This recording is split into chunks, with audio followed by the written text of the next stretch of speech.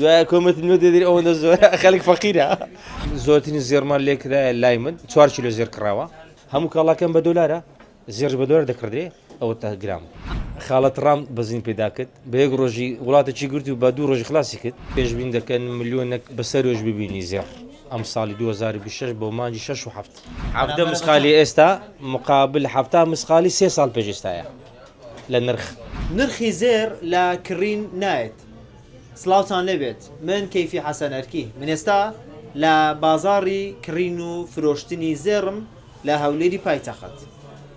ڕۆژانە دەبینین کە زێر نرخەکەی لە بەرزبوونەوەدایە. ئەمەش کاریگەری ڕاستەوخۆ دەکاتە سەر هاوڵاتیان، بە تایبەت ئەو کەسانەی کە دەیانەوێت پرۆسەی هاوسەرگیری ئەنجام بدەن. لەسەر بەرزبوونەوەی بەهای زێر دەسمەلای یەکێک لە زێڕنگرە دیارەکانی شاری هەولێر و گفتوگۆ دەکەین. کاکووریا سڵاوت لێبێ، سپاس بۆ گەرفەتە. زێر بۆوە ڕۆژانە لە بەرزبوونەوەدایە؟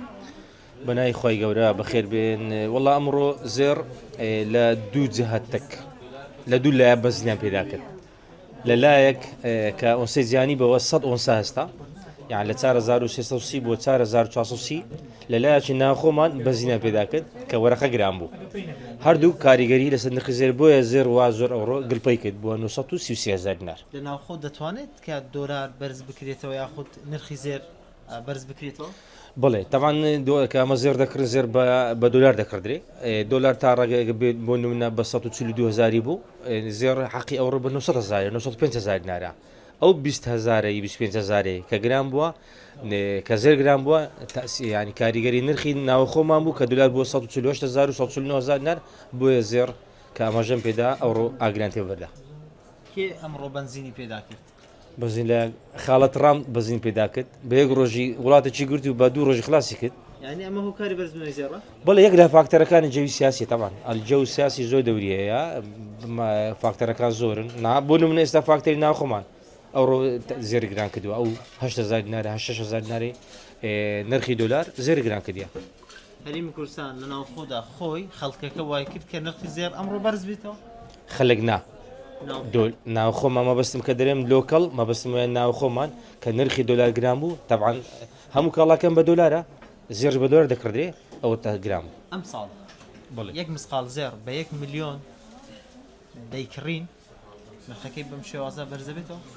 ئەمە پێشبینی دەکەین تەنها العلم عند الله، بەس پێشبین دەکەن ملیۆنێک بەسەرۆژ ببینی زێر ئەم ساڵی 2026 بۆ مانجی 6 و 7 چەند بە پێشبینی خۆت ملیۆنێک و چەند وەکو پێشبینی؟ ملیۆنێک و 100,000 زیاتر ناوە؟ هەر ئەوەندەیە بەڕێی خۆم ملیۆنێک 100 ئەوەندە قوتی زاری 26 ئەوەندە دەبی. ئەو بەرزبوونەوەی نرخی زێر کاریگەری تا چەند کردوتە سەر هاوڵاتیان؟ بڵێ تەبعاً وڵای کاریگەری کردە بۆ نمونە ئێستا ئەوانە خزمی من لێرەنا بەڕاستی زێڕان کڕیا تازە با بووکە خانشم گوتم با دڵی خۆشکەم باوی 120 وەرەقە زێڕان کڕیا پێم وگوت ئەو 120 وەرەقەیە 3 ساڵ پێش ئێستا هەفتا مسقال پێدات. ئەو بووکە خانە خزمی منیشە و بازار بینە و بەردە دلما قناع کرد بە 7 مسقالی.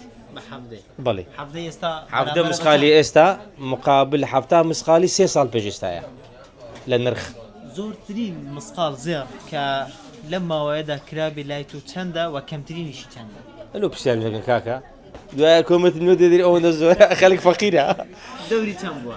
وەڵی تەمان لە زۆرترین زێڕمان لێ کرا لای من 4 کیلۆ زێر کراوە بەرێ و نزمتریش ئاسیش 4 مسقالیش کراوە هەردوو کراوە. لەو ماوەیەدا بەیەک ئەڵقا هاوسەرگیری کراوە؟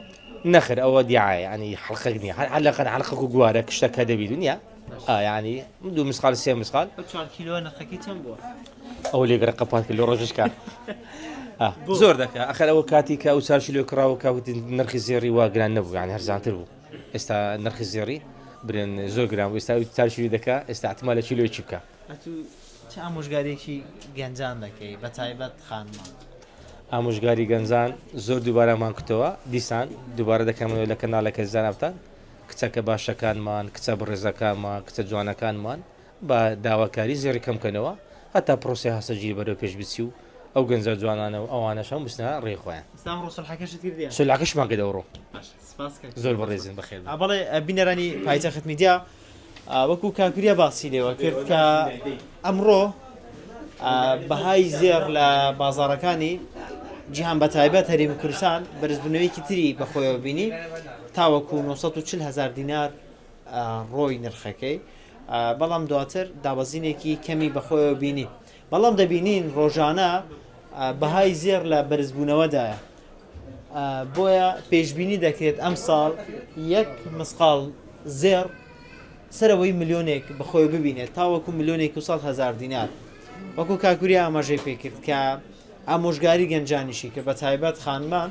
کە بۆ ئەوەی پرۆسی هاوسەرگیری ڕوو لە لاوازی و کزی نەکات ئەوە دەبێت هاوکاری یەکتر بن بۆ ئەوەی کە هەم کچەکە داوای زێڕێکی کەم بکە بۆی پرۆسی هاوسەرگیری ڕانەوەستێ